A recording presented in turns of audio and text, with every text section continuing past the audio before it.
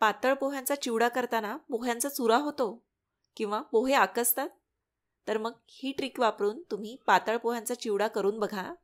पोहे अजिबात आकसणार नाही किंवा त्यांचा चूरही होणार नाही. नमस्कार, स्वागत आहे तुमचं मराठी किचनमध्ये. तर अर्धा किलोच्या प्रमाणात आपण आज पातळ पोह्यांचा चिवडा दिवाळीसाठी करतोय. अगदी कुरकुरीत असा हा चिवडा होतो, जरूर करून बघा. तर या ठिकाणी अर्धा किलो पातळ पोहे घेतले आहेत. पॅकमधून काढल्यानंतर पोहे एकदा चाळून घ्या. बरेच दिवस बंद असल्यामुळं पोह्यांना एक प्रकारचा वास येतो, तर पोहे चाळणीत काढून पसरून उन्हामध्ये थोड्या वेळ ठेवून द्या, म्हणजे मग वास वगैरे येत असेल तर तो नाहीसा होतो. चिवड्यामध्ये घालण्यासाठी जे साहित्य लागणार आहे त्याच्यामध्ये 100 ग्रॅम म्हणजे 1 वाटी किंवा पाऊण कप डाळे आहेत. त्यानंतर 125 ग्रॅम म्हणजे 1 वाटी किंवा पाऊण कप शेंगदाणे आहेत. अर्धा कप कढीपत्ता, 6 ते 7 मिरच्यांचे याप्रमाणे तुकडे करून घेतले आहेत, असे तिरके काप करून घेतलेत. त्यानंतर अर्धा कप सुक्या खोबऱ्याचे काप आहेत. अर्धा टीस्पून हिंग आहे. त्याचप्रमाणे हळद, जिरे, मोहरी हे प्रत्येकी 1.5 टीस्पून घेतलं आहे, म्हणजे 1.5 चमचा आहे. 2 टेबलस्पून म्हणजे 2 मोठे चमचे तीळ घेतले आहेत. 2 टीस्पून म्हणजे 2 छोटे चमचे मीठ आणि 6 टीस्पून साखर घेतली आहे. तसेच आवडत असेल तर एखादा टीस्पून आमचूर पावडर याच्यामध्ये घालू शकता. आता पहिल्यांदा साखर आणि मीठ जे आहे ते मिक्सरवर एकदा बारीक फिरवून घ्या. मीठसुद्धा मिक्सरवर फिरवून घेतलं की ते पोह्यांना एकसारखं लागतं, चिवड्याच्या तळाशी बसत नाही. आता हे जे साहित्य आहे ते एक आपण तळून घेणार आहोत. तर पहिल्यांदा पाऊण कप तेल घेतलं आहे. साधारणपणे 1 वाटी तेल आहे. सगळं तेल न घालता थोडं तेल जे आहे ते बाजूला ठेवलं आणि बाकीचं तेल कढईमध्ये गरम करून घेतलं. याच्यामध्ये पहिल्यांदा शेंगदाणे घालून आपण तळून घेणार आहोत. तर शेंगदाणे जे आहेत ते मध्यम ते मंद आचेवर छान खरपूस असे तळून घ्या. हे बघा, शेंगदाणे असे छान कुरकुरीत होईपर्यंत तळून घेतले. पोहे जे आहेत ते एका मोठ्या कढईमध्ये मी काढलेत, त्याच्यामध्ये हे शेंगदाणे घातले. आता सुक्या खोबऱ्याचे काप तळायला काढले. खोबरं जे आहे ते लगेच करपतं, त्याच्यामुळं मंद आचेवर थोडंसं लालसर होईपर्यंत तळून घ्या. खोबरं खूप ब्राऊन रंगाचं होईपर्यंत थांबायचं नाही, कारण तेलातून काढल्यावर नंतर सुद्धा ते तळतच राहतं. त्याच्यामुळं थोडंसं असं लालसर झालं की ते कढईतून काढून घ्या. सगळं साहित्य जे आहे ते डायरेक्ट आपण पोह्यांवरच घालणार आहोत. कढीपत्तासुद्धा वेगळा तळून चिवड्यामध्ये घालणार आहोत. काय होतं, फोडणीमध्ये जेव्हा सगळ्या साहित्यांसोबत म्हणजे जिरे, मोहरी याच्यासोबत कढीपत्ता तळताना त्याचा चुरा होतो. शिवाय हळद, मोहरी, जिरे हे जे साहित्य आहे ते कढीपत्त्यामध्ये अडकून बसतं, त्याच्यामुळं कढीपत्तासुद्धा असा वेगळा तळून घेतला आहे. आता तेलामध्ये डाळी तळून घेतले. डाळे जे ते भाजलेलेच असतात, त्याच्यामुळं तळायला अगदी फारसा वेळ लागत नाही, पटकन तळून होतात. डाळी तळून पोह्यांवर काढले. आता मिरच्यांचे तुकडे कढईमध्ये काढले आहेत. मिरच्या तळून घेताना त्याच्या बिया उडतात, त्याच्यामुळं त्या उडू नयेत याकरता थोडंसं मीठ याच्यामध्ये घातलं आहे, ज्यामुळं बिया कमी उडतात. मिरचीमध्ये मॉइश्चर असतं, त्याच्यामुळं पाण्याचा अंश कमी होईपर्यंत मिरच्यांचे तुकडे जे आहे ते मंद आचेवर तळून घ्या. हे बघा, आता मिरच्या अशा कुरकुरीत तळल्या गेल्या आहेत. तेलासहित हे जे मिरच्यांचे तुकडे आहेत ते चिवड्यावर घातले. आता उरलेलं तेल कढईमध्ये काढलं. तेलामध्ये आपण फोडणीचं साहित्य घालूयात. पहिल्यांदा मोहरी घातली. मोहरी चांगली तडतडली की मग याच्यामध्ये जिरे घातले. कढईचा गॅस बारीक करायचा. याच्यामध्ये तीळ घातले. तीळ छान फुलेपर्यंत असे तळून घ्या. फोडणीमध्ये हिंग घातलं. आता हळद घातली. हळद घातली की सगळं हलवून लगेच ही जी फोडणी आहे ती चिवड्यावर घालायची. फोडणी जी आहे ती पोह्यांना एकसारखी लावून घ्या. आतापर्यंत तुम्ही विचार करत असाल की आपण पोहे तर भाजलेच नाहीत, तर मग ते कुरकुरीत कसे होणार. तर काय होतं, पोहे जर का आपण आधीच भाजून घेतले तर अर्थातच ते कुरकुरीत होतात. आणि मग नंतर जेव्हा आपण हे सगळं फोडणीचं साहित्य घालतो, तळलेलं साहित्य घालतो आणि मग कुरकुरीत झालेल्या पोह्यांना जर का हे साहित्य आपण लावून घेतलं, फोडणी लावून घेतली, तर मिक्स करताना अर्थातच पोहे तुटणार, त्यांचा चुरा होणार. शिवाय दुसरा जो प्रॉब्लेम होतो तो म्हणजे पोह्यांना जर का तेल किंवा मीठ न लावता ते जर का भाजून घेतले तर पोहे आकसू शकतात, कारण त्याच्यामध्ये मॉइश्चर नसतं. तेल लावून जर का हे आपण पोहे भाजले तर ते तितकेसे आकसत नाहीत, श्रिंक होत नाहीत. त्यामुळे जेव्हा आपण फोडणी लावतो तेव्हा आपसुकच पोह्यांना तेल लागतं आणि नंतर ते जर का भाजून घेतले तर ते तितकेसे आकसत नाहीत, तुटत नाहीत. आता याच्यावर बारीक केलेलं मीठ आणि साखर घातली, आमचूर पावडर घातली. सगळं असं एकसारखं मिक्स करून घ्या. तर मग हीच ती ट्रिक आहे. पोहे आधी भाजून घ्यायचे नाहीत. सगळं साहित्य तळलेलं याच्यामध्ये घालायचं, फोडणी घालायची, एकसारखी ती मिक्स करायची आणि मग पोहे भाजायला घ्यायचे. हे असं सगळं साहित्य एकसारखं लावून घेतलंय. कोणतंही साहित्य जर का या पॉईंटला तुम्हाला कमी वाटलं तर वाढवू शकता. सगळं असं एकसारखं लावून घेतलंय. रंग खूप जास्त पिवळा धमकही केला नाहीये. अजून पोहे भाजल्यानंतर याचा जो रंग आहे तो खुलून येतो. आता कढईचा गॅस चालू करायचा आणि आता हे पोहे आपण भाजून घेणार आहोत. सुरुवातीला गॅस मध्यम आचेवर ठेवायचा आणि 5 मिनिटं चांगलं असं परतून घ्या. एकदा का पोह्यांना चांगला शेक बसला, कढई चांगली गरम झाली की मग गॅस मंद आचेवर करायचा आणि 8 ते 10 मिनिटे पोहे छान कुरकुरीत होईपर्यंत भाजून घ्यायचे. भाजताना सुद्धा याला खूप जास्त हलवायचं नाही, फक्त असं एकसारखं खालीवर करत राहायचं, जेणेकरून पोहे जे आहे ते तुटणार नाहीत. हे बघा, छान कुरकुरीत होईपर्यंत पोहे असे भाजून घेतले. आता फोडणीचा रंगसुद्धा छान असा खुलून आलाय. जेव्हा पोहे गरम असतात तेव्हा ते अगदी कुरकुरीत लागत नाहीत. जसजसे ते थंड होतात तेव्हा अगदी हलके आणि कुरकुरीत होतात. हे बघा, तुम्ही पाहू शकता, पोहे तुटलेही नाही आहेत, आकसलेही नाही आहेत, पण अगदी कुरकुरीत असा चिवडा झाला आहे. तर अशा प्रकारे दिवाळीला पातळ पोह्यांचा कुरकुरीत असा चिवडा तुम्ही सुद्धा करून बघा आणि ही पद्धत कशी वाटली तेही मला कळवायला विसरू नका. त्याचप्रमाणे व्हिडिओ आवडला तर व्हिडिओला लाईक करा. व्हिडिओची लिंक तुमच्या मित्रमैत्रिणींसोबत, नातेवाईकांसोबत जरूर शेअर करा. धन्यवाद. अगदी कमी तेलकट पण मस्त कुरकुरीत, तोंडाला चव येईल असा भाजक्या पोह्यांचा चिवडा आपण दिवाळीसाठी आज करणार आहोत. नमस्कार, स्वागत आहे तुमचं मराठी किचनमध्ये. तर कोणताही विकतचा चिवडा मसाला न वापरता घरीच मसाला बनवून आपण हा चिवडा करणार आहोत. शिवाय याच्यामध्ये कांदा लसूण वापरणार नाही आहोत, ज्याच्यामुळे चिवडा जो आहे तो अगदी महिनाभर जरी म्हणला तरीसुद्धा कुरकुरीत राहतो. अर्धा किलोच्या प्रमाणात आपण हा चिवडा करणार आहोत. चला तर मग लगेच बनवायला घेऊ. याकरता हे अर्धा किलो भाजके पोहे घेतलेले आहेत.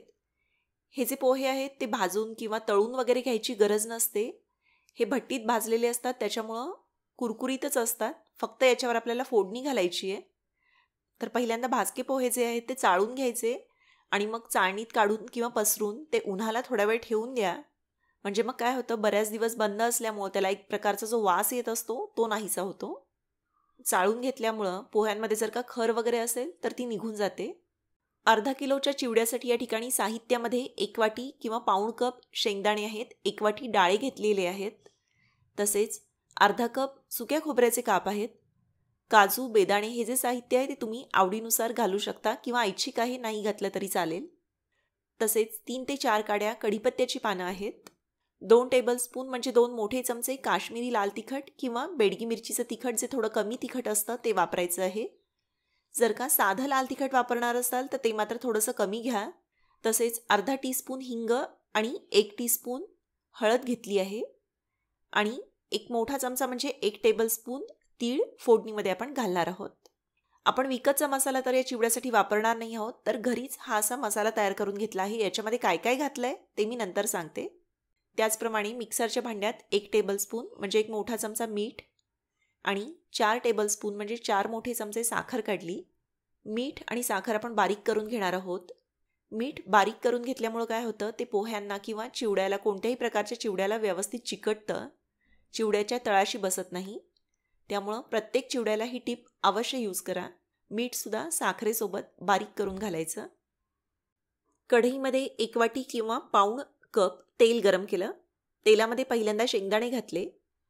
जेव्हा तुम्ही चिवडा वगैरे करता तेव्हा डाळे, शेंगदाणे हे जे साहित्य असतं ते जास्त प्रमाणात असतं आणि याच्यामुळंच चिवडा खाताना मजा येते.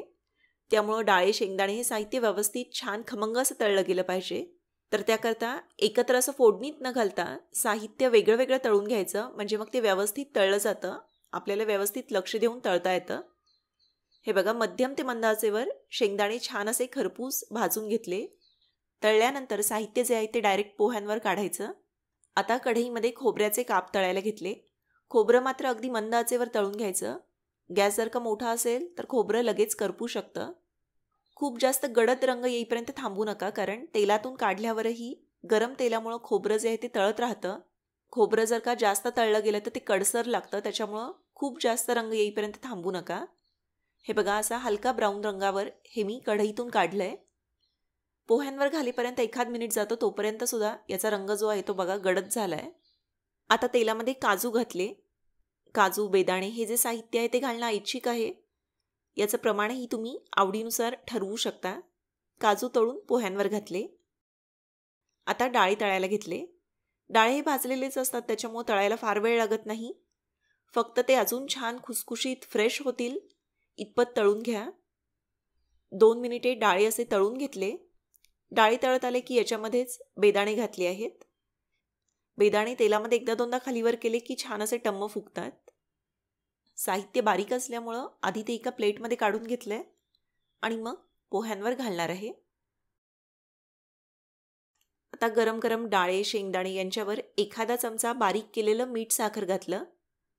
गरम गरम काढलेलं आहे, त्याच्यामुळं तेल आहे, त्याच्यामुळं मीठ साखर याला एकसारखं चिकटतं. हे असं हलवून एकसारखं करून घ्या. जर का तुम्हाला डाळे, शेंगदाणे, खोबरं, काजू याच्यापैकी साहित्य जर का कमी वाटलं तर ते तुम्ही तळून याच्यामध्ये वाढवू शकता. आता कढीपत्ता तळून घेणार आहे.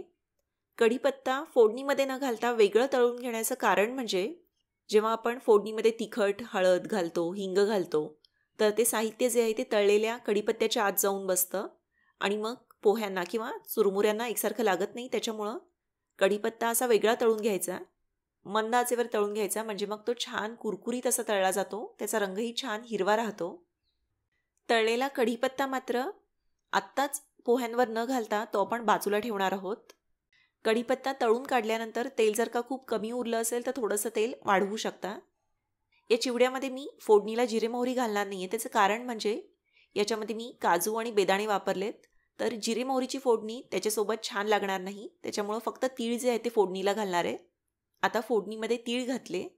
तीळ एखादा मिनिट छान असे फुलेपर्यंत तळून घेतले. आता याच्यामध्ये हिंग घातलं आहे, हळद घातली. लगेच लाल तिखट घालायचं. एकदा का लाल तिखट घातलं की लगेच कढईचा गॅस बंद करायचा, कारण मग तेल जर का तापत राहिलं तर लाल तिखट जळतं आणि चिवड्याचा जो रंग आहे तो काळपट असा येतो. लगेच ही जी फोडणी आहे ती पोह्यांवर घातली. आता गरम गरम फोडणीवरच आपल्याला घालायचा आहे घरी तयार केलेला चिवडा मसाला. गरम तेलावर घातल्यामुळं यातलं जे साहित्य आहे ते काहीसं तळलं जातं. तर हा जो मसाला आहे तो कसा तयार केला आहे ते पाहूयात. तर मसाल्याच्या साहित्यासाठी या ठिकाणी 1 टेबलस्पून म्हणजे 1 मोठा चमचा धणेपूड घेतली आहे. धणेपूड जर का नसेल तर अख्खे धणे घेऊ शकता. त्यानंतर 1 टीस्पून म्हणजे 1 छोटा चमचा जिरे आहेत. 1 टेबलस्पून म्हणजे 1 मोठा चमचा बडीशेप घेतलेली आहे.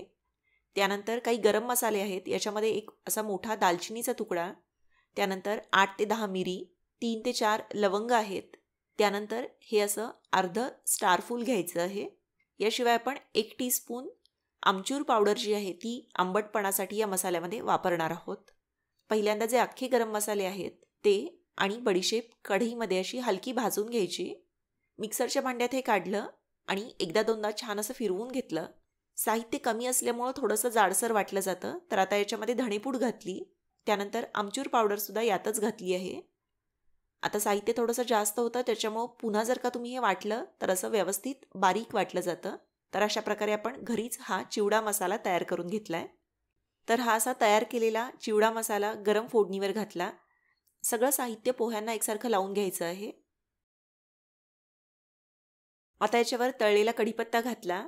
मसाला लावून घेतल्यानंतर कढीपत्ता घातलाय, म्हणजे मग मसाला जो आहे तो कढीपत्त्यामध्ये अडकत नाही आणि कढीपत्तासुद्धा तुटत नाही. त्यानंतर असं कडेनं उरलेलं मीठ आणि साखर घातली. सगळं पुन्हा हलवून एकसारखं करून घेऊ. सगळं साहित्य असं लावून घेतल्यावर जर का तुम्हाला वाटलं की एखादं साहित्य कमी वाटतंय तर ते तुम्ही वाढवू शकता. आता या ठिकाणी मला हळद आणि लाल तिखट थोडंसं कमी वाटतंय, तिखटपणा चिवड्याचं कमी वाटतोय. तर पुन्हा थोडंसं तेल गरम केलं, त्याच्यामध्ये हळद घातली, लाल तिखट घातलं आणि ही जी फोडणी आहे ती अशी पोह्यांवर घातली. आता या चिवड्याची टेस्ट जी आहे ती अगदी परफेक्ट आली आहे. जशी मला हवी होती तशी टेस्ट आली आहे. याप्रमाणे तुम्हीसुद्धा आवडीनुसार साहित्य जे आहे ते कमी अधिक करू शकता. मीठ आणि साखर मात्र अंदाज घेतच याच्यामध्ये घाला. भाजलेल्या पोह्यांचा असल्यामुळं चिवडा जो आहे तो अगदी ड्राय होतो, त्याच्यामुळं तेल थोडंसं जास्त प्रमाणात म्हणजे 1 कपसुद्धा चालेल. जर का तुम्हाला कांदा लसूण वापरून हा चिवडा करायचा असेल तर तो चिवडा मी मागच्या दिवाळीला दाखवला होता. त्या व्हिडिओची लिंक डिस्क्रिप्शन बॉक्समध्ये दिलेली आहे. त्यावर क्लिक करून तो व्हिडिओ तुम्ही पाहू शकता. मस्त असा कुरकुरीत चिवडा झाला आहे आणि मॉइश्चर पकडण्यासारखं कुठलंही साहित्य नाही आहे. त्याच्यामुळं अगदी महिनाभर म्हटला तरीसुद्धा हा चिवडा छान कुरकुरीत राहतो. अजिबात तेलकट वगैरे नाही आहे. छान तिखट चटपटीत असा चिवडा आहे. त्याच्यामुळं लाडू, करंजी, शंकरपाळी या गोड साहित्याबरोबर चिवडा अगदी खाण्यासाठी परफेक्ट आहे. दिवाळीच्या फराळात अवश्य याचा समावेश करा. त्याचप्रमाणे याची रेसिपी आणि दिलेल्या टिप्स तुम्हाला कशा वाटल्या तेही मला कळवायला विसरू नका. आणि आत्तापर्यंत जर का तुम्ही व्हिडिओ लाईक केला नसेल तर लाईक केल्याशिवाय कृपया पुढे जाऊ नका. याची लिंक तुमच्या मित्रमैत्रिणींसोबत, नातेवाईकांसोबत जरूर शेअर करा. धन्यवाद.